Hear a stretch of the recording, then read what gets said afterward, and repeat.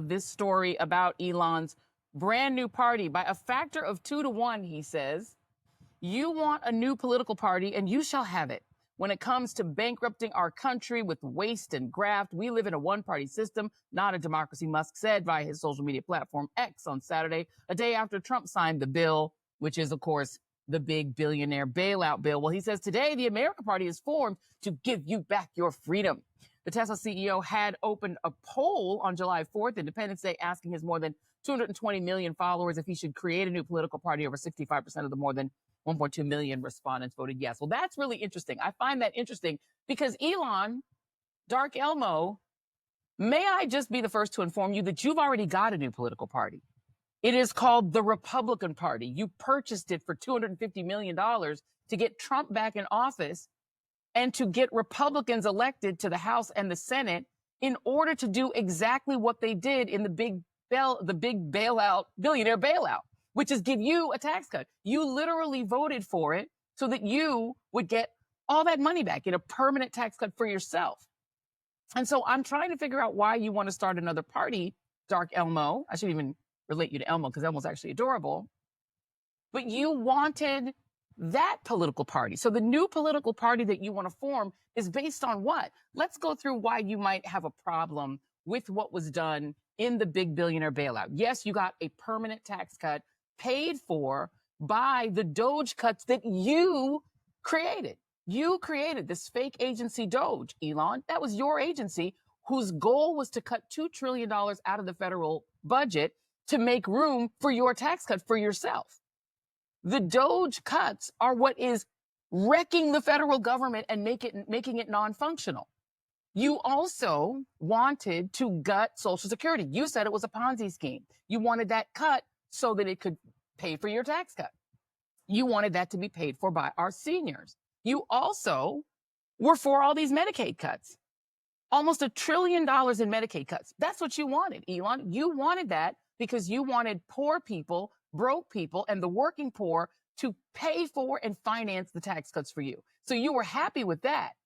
But then you found out that also on the chopping block were these subsidies for electric vehicles, your main business being Tesla, whose stock is actually down on your announcement that you want to form a whole new political party. You've actually tanked your stock even more than you did when you backed Donald Trump, jumped up in the air, and did that one-arm salute that you swore was not a Sikh.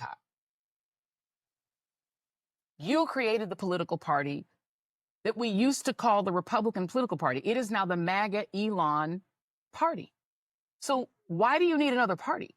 You just want a party that will cut all the Medicaid, cut all the food stamps, cut all the Meals on Wheels, cut all the services to our seniors, to children, to elderly, and gut DEI, gut anything that helped women, gut the sciences, gut the universities. You love all that, but you want your EV subsidies. So you're only worried, Dark Elmo, about the things that hurt you. But now you think you can regain the popularity that you lost because Tesla is hated all over the world. Nobody wants to buy them. That's part of the reason your stock is down. People are rejecting Teslas all over the world, and you think you can get your cool points back by now being against Trump. It's so bad. And Elon is so thirsty to be cool again that he's now re-upped his Epstein file stuff. Look at this tweet. And I'm still calling them tweets. Sorry, Elon. I don't know what you call them. X posts or whatever you want to call them. He is now back going after the Epstein files, which, by the way, to be fair, Trump did promise that Pam Bondi, his attorney general, was going to release, and then he didn't do it. He promised that he was going to release the Epstein files so that everyone would know the truth about what Epstein was doing vis-a-vis powerful people, maybe bribing them using the tapes of the illicit acts that he had. But now all of a sudden Pam Bondi says, oh, wait, I hate to break it to you, MAGA, but there are no files that show that Epstein was bribing anyone. There are no Epstein files all of a sudden, even though Pam Bondi said they were on her desk. So now MAGA is losing their mind, screaming in agony and crying into their ex-Twitter accounts because they're not going to get the Epstein files, even though Elon said Trump is in them. So now we've got our girls fighting again.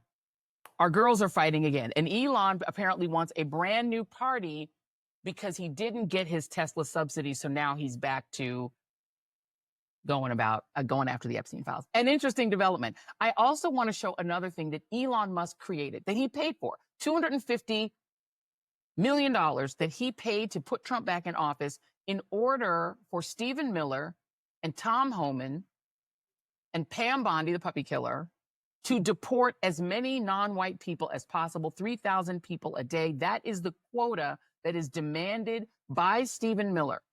This regime that is very reminiscent of white South Africa back in the day when Elon's family was there is now in place in the United States. I want to show you video of MacArthur Park. You know, MacArthur Park is melting in the dawn of the sweet green icing. I don't know if it's that same MacArthur Park, but it's got the same name. And it is a lovely park where people go to hang out with their kids. They go to have a picnic. They go to hang out. They go to play soccer, whatever. Well, this is what happened at MacArthur Park today.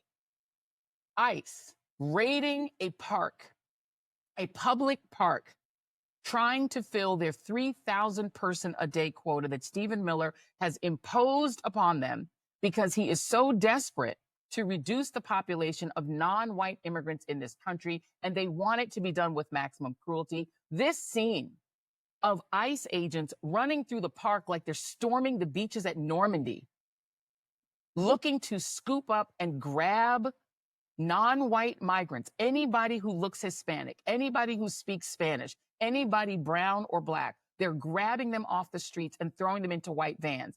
People witnessed white vans in the area, which were similar to the white vans that they've seen at other kidnappings. And I will remind you again that when these supposed ICE agents are accosting people and pulling them off the streets, they often do not show a badge. They often do not identify themselves, and they're often masked. So no one knows who they are. And then if protesters interfere with them in any way and touch them in any way, then they charge them with assault on a law enforcement officer. And that is the vicious cycle that's been created. And they're doing it, especially in blue states, in order to send a message. The message to non-white immigrants: you are not welcome in MAGA America. You either need to self-deport or leave. I have a whole long list that I'm pulling for Substack, for joyandreid.com, for Joy's House, of all of these citizens who have been told, they've been sent a letter saying you must deport yourself. You have to go. And they're also doing what you saw there. Karen Bass confronted those ICE agents and demanded that they leave. She waded into that crowd, a very scared and angry crowd of people who were enraged at what was being done in their city. This is a city that is under siege. There's really no other way to describe what's going on in Los Angeles.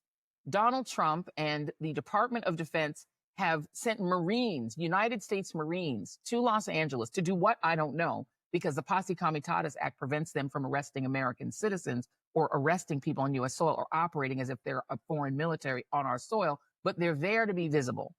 ICE is raiding Home Depots. They've been seen at the parking lot at Disneyland. I'm not sure how many MS-13 gang members you're going to find at the parking lot at Disneyland. They've raided parks. They've showed up at high school and elementary school graduations. They're showing up at people's immigration hearings where essentially judges are making people undocumented by denying their asylum requests, and then they're getting tackled and arrested right then and there as they walk out of immigration hearings where they were going to try to get legal status because they were following the rules. And it is interesting to watch the people who were descendant of colonizers of this country who did not ask the indigenous people's permission to come, and who also are living in some cases in places that were Mexico, demanding that people, quote, do it the right way. Well, what is the right way? How would you prove that you are an American whose family, quote unquote, did it the right way? Marco Rubio's grandfather didn't do it the right way. He was given a deportation order in the 1960s and he ignored it and didn't get his immigration status right until 1972 approximately. Should he be deported? Should Marco Rubio, based on his grandfather having violated immigration law, should he be denaturalized because his parents are naturalized citizens?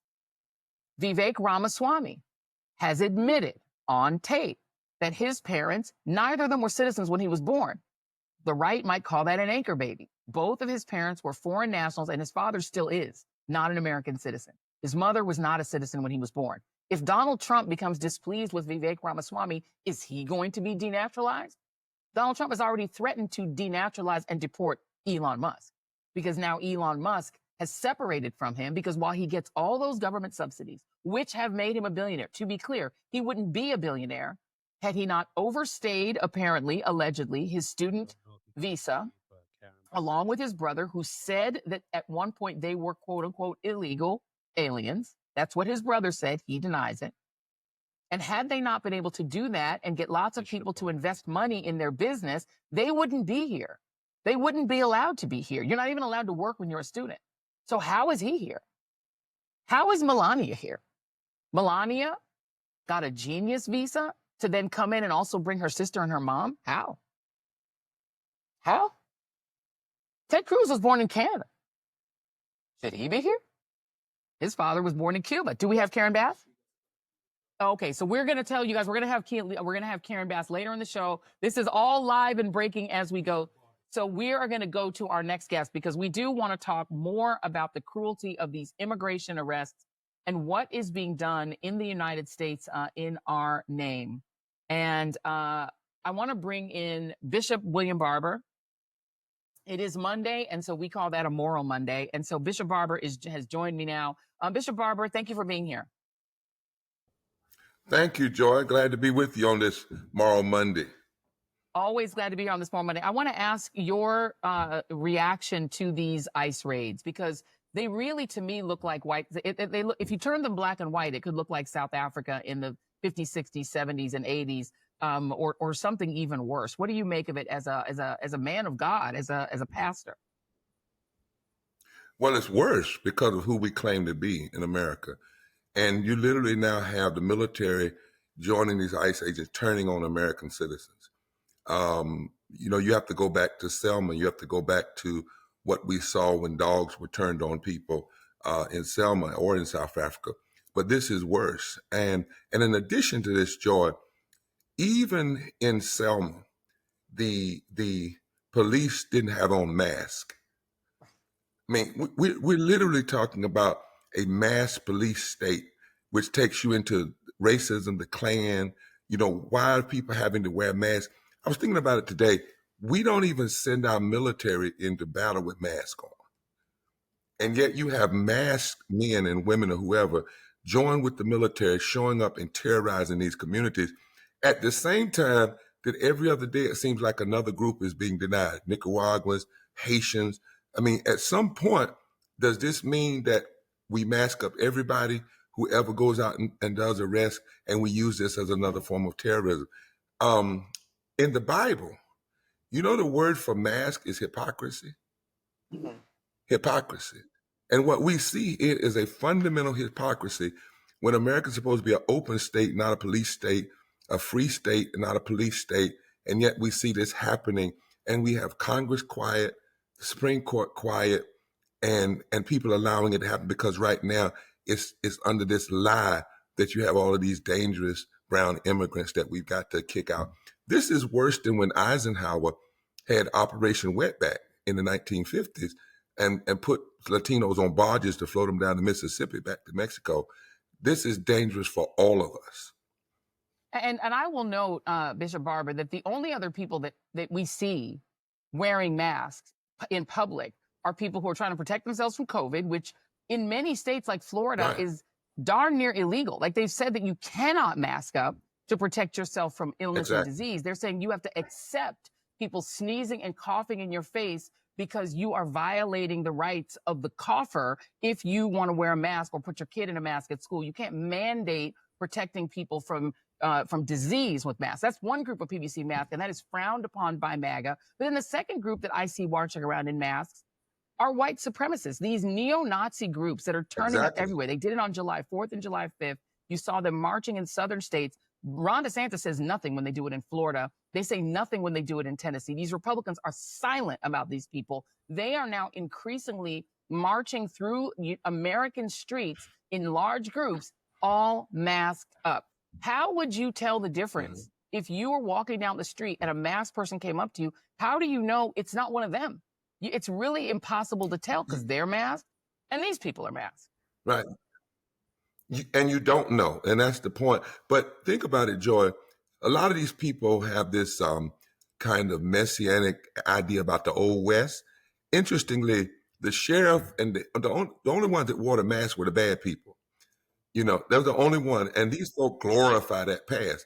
But yet they want to mask up, because really the masking of these agents is really a metaphor for how they're masking all of this stuff.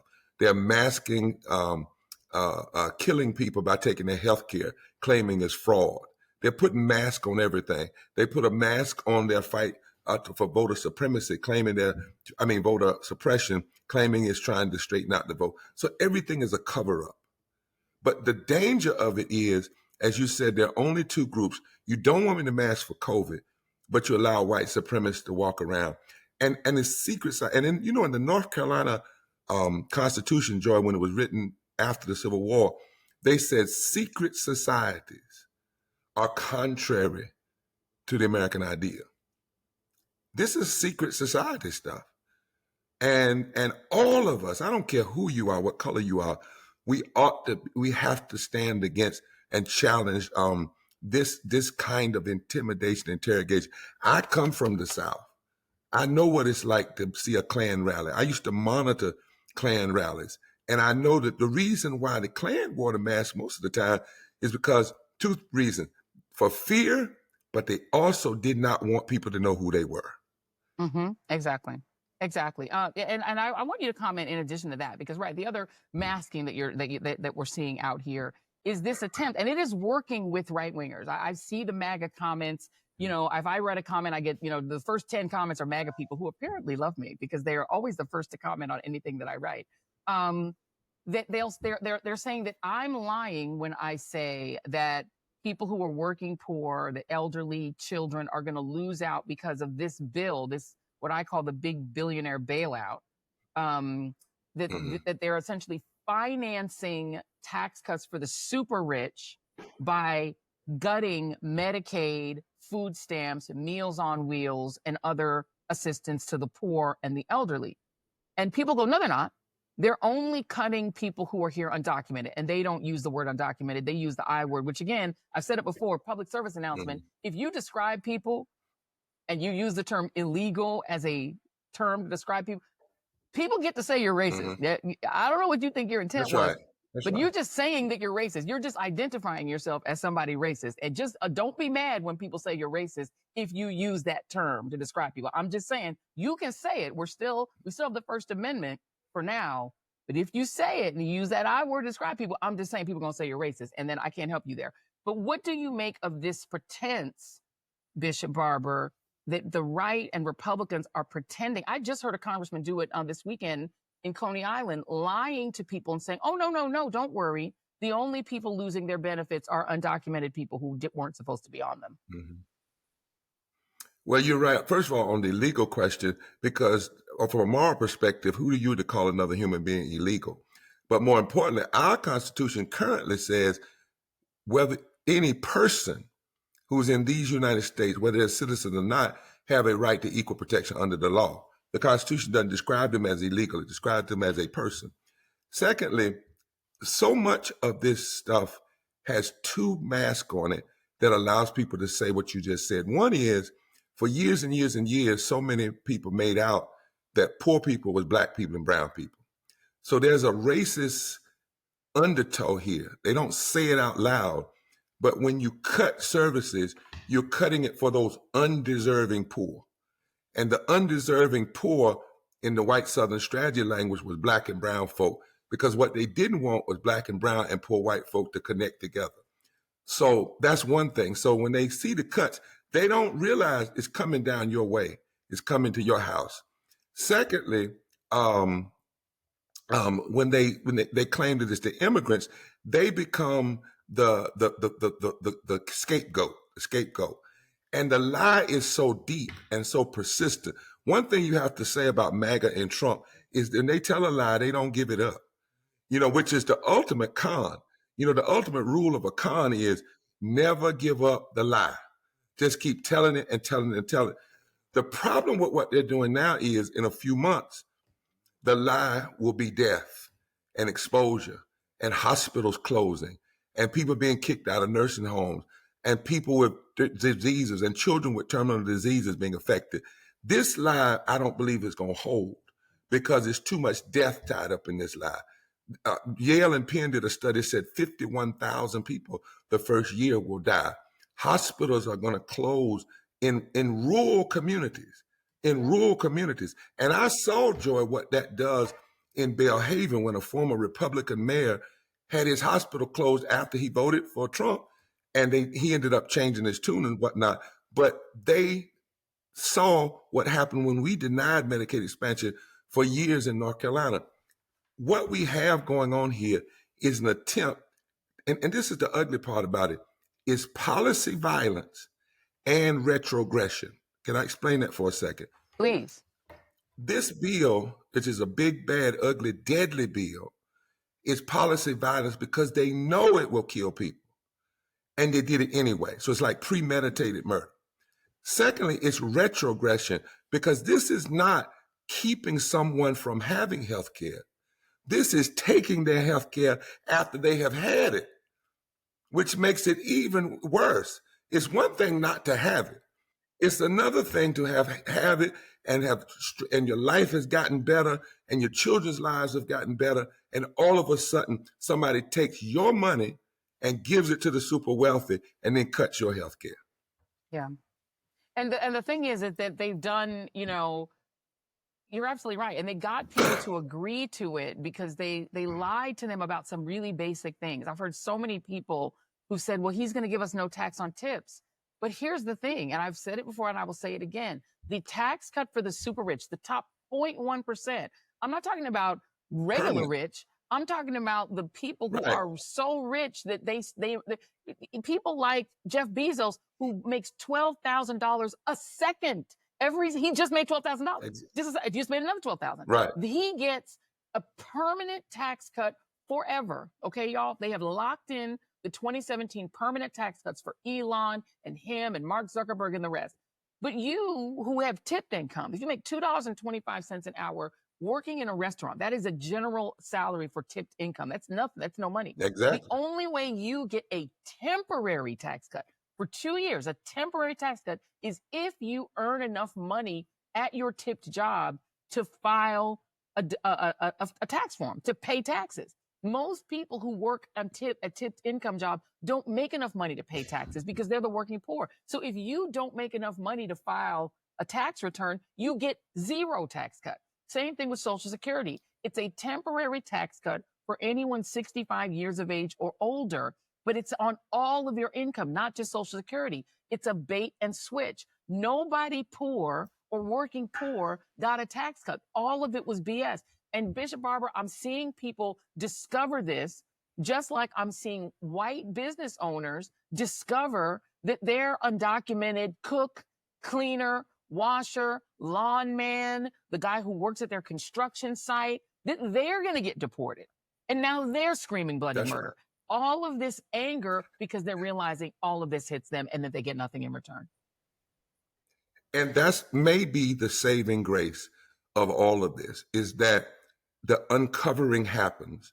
People see all the death and destruction, and they have to ask a question that was asked in the Bible by 4 lepers when they were fooled by evil policies, and that is, will we just sit here and die? Or will we fight for this tomorrow? Because literally, signing this stuff on July 4th is raising the question, what does July 4th mean now to America, to poor and low-wage folks? Does it mean that power is to be used to disestablish justice, that power is to use to hurt as many people as you can, that power is to be used to provide for the common defense of a few or to protect the general welfare of just the super rich? We are dealing with a fundamental question of who we are. And Joy, what you just did, I want to say to politicians, y'all need to take a lesson. I said to Brother Jeffries the other day when he quoted me when he said, some people pray P-R-Y and then they pray P-R-E-Y. That's a quote we've been using for years. But I said to them, that speech he did the other day, we need that one over and over again, but it needs to be explanation. It needs to be, and really wish it could have been a month earlier, but it needs to be not exclamation. They need to explain what's going on, but then add to, if you give us power again, in the first 40 days, not 50 days, first 40 days, We will do this, this, and this. We will rescind this. We will do this. Because what people have to know now is that if Democrats get power again, they're going to use it for real, and not try to compromise with these folk, but really are going to, you give me power, we're not going to just untax your tips temporarily. We're going to give you a living wage in the first place. And we're going to actually vote on it and make it happen. If we have to use reconciliation, we're going to do it. People need to know, because we are literally in a war for the soul of this country. We are. And I want to, this brings me to another one of the cuts. Elon Musk, I talked about at the top of the show, dares to say that he wants to form another political party because of the waste and fraud in the big billionaire bailout that was for him, because he's mad that EV subsidies got cut. So he gets hurt a little, even though he's going to benefit, he's upset. The other thing that his made up fake agency Doge, which again is not a real agency, it was literally invented by Elon Musk, who's not in the government. They cut a lot of things. One of the things they cut is the National Weather Service, as well as NOAA, whose job it is to predict storms and to warn people so that they won't die as a result of natural disasters. I want to play just a little bit of a video. We've got you for a long time, so I think I have a little bit of time to play this. This is a news package from a Fox TV, a local Fox TV station in Texas. Take a listen. As you've grown accustomed to my presentations over my 34 years in South Florida newscasts, confidently, I went on TV and I told you it's going to turn. You don't need to worry. It is going to turn. And I am here to tell you that I am not sure I can do that this year, because of the cuts, the gutting, the sledgehammer attack on science in general, and I could talk about that for a long, long time, and how that is affecting the U.S.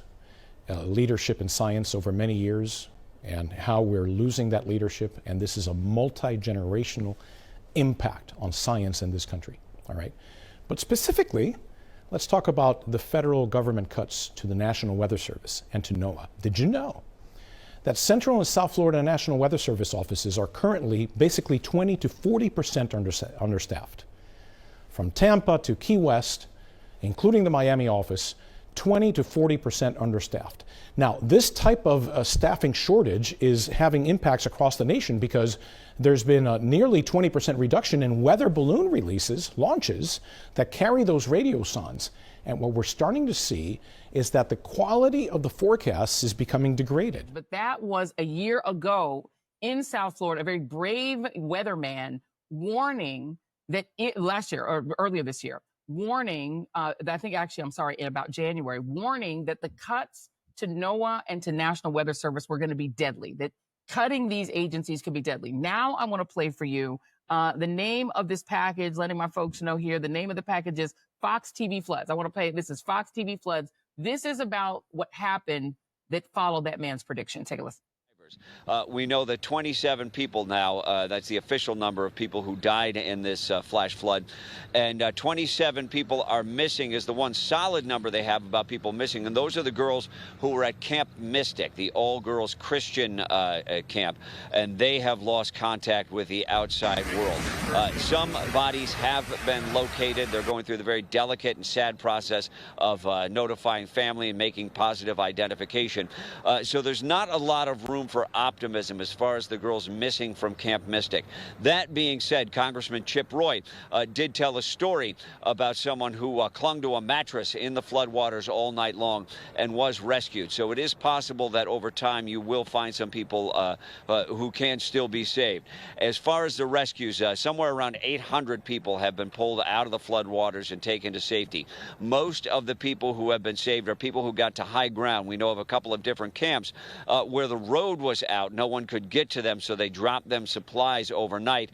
Now with the sun up, with the ability of rescue crews to do more extensive work, it's likely that they've been able to get vehicles to those people. what is unknown at this stage in terms of the number of missing and the number of vacationers. There are a lot of people who come to the Texas Hill Country for quick vacations. They go to the wineries out here. There are live music venues, breweries, things of that nature. So that you had a lot of people who would have taken those quick vacations for the 4th of July, and those people are just unknown at this point. And sadly, as you talk about that number of deceased at 27, anticipate that probably will go up, Josh. All right, we're going to stop there. And I want to come back to you, Bishop Barber. And that number of dead in Texas, I believe, has now reached about 100. And John Morales is the name of the NBC6 weatherman at my old station, NBC6 in South Florida. He's the weatherman who gave this warning, and he gave that warning earlier this year. And that has gone viral again because he warned that cutting NOAA and cutting NWS would have deadly results. We fast forward to these floods, Bishop Barber, and, you know, we have kids missing, children missing, parents going back to that camp and picking through rubble, hoping to find their babies. This was a state and a county that voted overwhelmingly for Donald Trump, overwhelmingly supported the idea of DOGE, and I'm sure supported the idea of cutting the federal government and what they thought was waste, fraud, and abuse. And here we are. What they thought was waste, fraud, and abuse, federal government. And the waste, fraud, and abuse is because black and brown and poor white folk were getting, poor white trash, as they call it, were getting things they didn't deserve, that somebody was cheating them and it was hurting them. Now what they're finding out is that was a lie, and they're going to find out that all of these things that have been put in place over the years came about to stop death. I mean, that's why you have everything, the Social Security, wages, labor rights, the protection with FEMA, all of these things were put in place, Joy, out of the experiences of the past of people dying. It's almost as though Trump and MAGA and this group and these legislators have decided that they love money so much that they want to engage in survival of the fittest all over again. They want to experiment all over again, which is already proven. If you don't have these things in place, people die. My prayer, my moral prayer is, take a moment. There's a scripture in the Bible where the centurion looks up and sees innocent Jesus dying. And one time I heard a sermon said, it scared him to life. I hate what's going on. It is ugly, it's immoral, it's mean, it's murderous, it's monstrous. But my prayer is that when hospitals close and people die, that it will scare this whole nation to life, to see that when you play with a demagogue and a wannabe fascist and narcissist and neo-fascist, this is what they do. They only care about themselves and their few friends. And the rest of us don't really matter. And they will sell the farm just to possess things, money and things. That's the moral question. Because really right now, we're being tested, America. I know we've always been tested. We've always struggled. We go forward, step backwards. But this is a moment that's really asking us, do we even want to aspire anymore to life, liberty, and the pursuit of happiness? Because it seems like the only thing these folk want, Joy, is birth. They don't give a damn about life. They just want birth. And if you can be born, and they want a lot of white, of theirs to be born, that's it. Because when it comes to life, they'll cut your health care. They'll deny you food. They'll cut your weather services. They'll roll back money that's going to help stop the climate from being burned up. They only care about birth. And that is not what we're supposed to be ascribing to and trying to get to. We're supposed to be caring about life, liberty, and the pursuit of happiness. And that's the moral battle that we're in right now. I want to note that Ted Cruz, the senator, the junior senator, I believe, from Texas, was on vacation in Europe during the Texas flooding.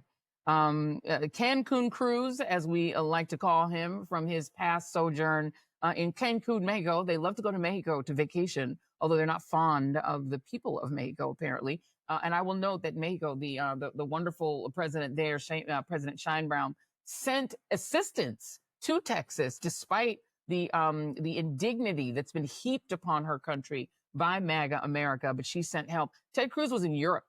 And this is the way that it looks when you have an oligarchy, Bishop Barber, is that the oligarchs are vacationing and he's sipping tea in Europe while his people were drowning, rushed back in order to be at press conferences so that he could pretend to take credit. And all he had to offer, Bishop Barber, was thoughts and prayers. He was like, we should not be talking about the politics right now. We should simply be praying for those families. Well, yeah, we should pray for the families, but you were elected not to pray. You know, he's not a bishop. He's not a pastor. He's a United States senator. And he's acting as if all he can do with all of the power of a member of a 100-person United States Senate, all he has the power to do is pray, Bishop. But even Christians have to do more than pray, because faith without works is dead. But what he does well is he prays, P-R-E-Y-S, through his policies. And here's the hypocrisy of that. You're in Europe, you come back, you do a photo op, but you don't challenge the problem to be fixed. Because oligarchs, when they push to the nth degree, only care about themselves, their money, and their few. And the truth of the matter is, and your audience might want to hear this, you know, poor and low-wage people now make up 36 to 40% of the electorate in almost every battleground state. The only thing you can do with a committed oligarch when it comes to politics is get them out of office. They will not change. They run to do just what they're doing. The only reason they run is to take care of the budget. Steve Bannon said that the one goal they had, well, they had several goals, but one of those goals was to control the $5 trillion budget so that they could direct the $76 trillion of assets. Boom. And people need to understand, they run for this. Everything is about how can we take this and give it to our wealthy group of friends. That's their whole political ideology. It's not about how to use power to make things better for other people. It's not about how to keep as many people alive as possible. You know, that's not their concern. It's not about diversity. And what we see here going on now is more than DEI. This is DIE policies. You die with these policies. Yeah. And so we have to have an electorate that will come alive, not only in our protest, but in our participation and any of the politicians that are going to unseat these folk. You have to present a campaign of true life. You can't play and tiptoe around the edges. You have to let folk know, if you give me power, this is exactly what we're going to do. One thing Trump has done, and he's like Jesse Helms in this, he said what he was going to do, and he's doing it. He couched some of it in lies, but most of it, he said he was going to do this, and he's actually doing it. And Democrats have to be the exact opposite in terms of saying what they're going to do and go hard in the paint. And the thing that Democrats do is they'll say they're going to do things, but as soon as they get in office, they then talk about the limitations of their power. And they talk about what they cannot do because they want to play within the rules. Donald Trump threw the rules on the ground, stomped on them, and then decided that he was going to do it anyway, regardless of the rules, regardless of the courts, regardless of the law. And even when he's not doing it really, the no tax on tips was a big promise. He's not doing that. But he's going to tell you he's doing it. He's going to pretend like he's doing it, and he's going to force Republicans to pass something in the bill that looks like he's doing it so that he can then go back and lie to his base and say, I did it, promises kept. When in fact, you then look at your balance sheet at home, you look at your bank account and you realize he didn't do it. He didn't give you anything.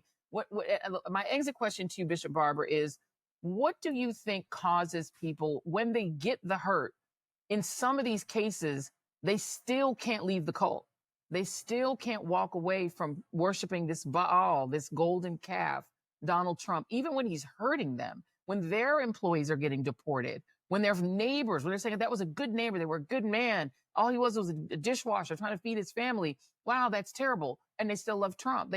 What is binding people to this religion that MAGA is? Yeah. Well, you know, so many falsehoods and mythology. the mythology of racism, the mythology of needing a protector. You hear people saying we'd rather have a strong, crazy person because that'll make the other crazies in the world not touch us. People have a tremendous capacity to endure abuse. But the other is also true. The abuse can go too far. It can cost too much. And while there are some that will never let go, many times there are those who will. And there's enough who will in the country combined together. What we're going to have to do is organize this pain. If 16 million people lose their health care, you got to organize that pain. If millions of people lose their SNAP, we've got to organize that pain. If people lose their hospitals, you have to organize that pain. You got to go where they are.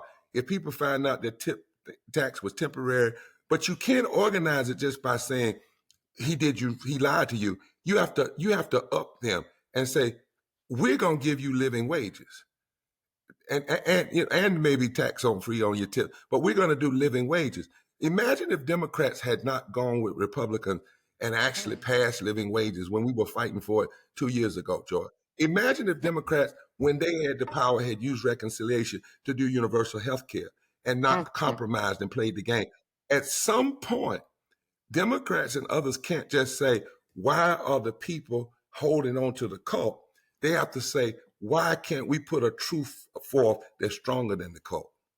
Yeah, they should have passed Build Back Better. They left Build Back Better on the floor to pass an infrastructure bill for Joe Manchin to get his way and get more oil and gas drilling. And they promised they'd come back and do more climate. And then they never did. And they left the stuff on the floor that was for the poor, the needy, the helpless. And they said, well, we couldn't do it because Joe Manchin wouldn't let us. That's not good enough. People want to see you exercise power. They elect you because they want to believe that you can change their lives. And when it turns out, well, I said I was going to do it, but here are all these intricacies of why I can't, then people lose faith in you. Bishop Barber, we will never lose faith in you, my friend. And it's not good enough. And it's not. Yeah, go ahead. And it's not good enough to say, well, we do better than them.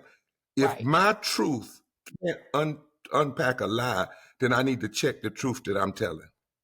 Amen. Amen. It is not a Sunday, but you can always get an amen from me, my friend. Thank you, Bishop William Barber. I know a lot of people would like for you to run for office. Any thoughts on the governorship of some people have said that about North Carolina, but I don't know if I'll run. I don't think that's my calling, but North Carolina is going to be an interesting place. We'll see.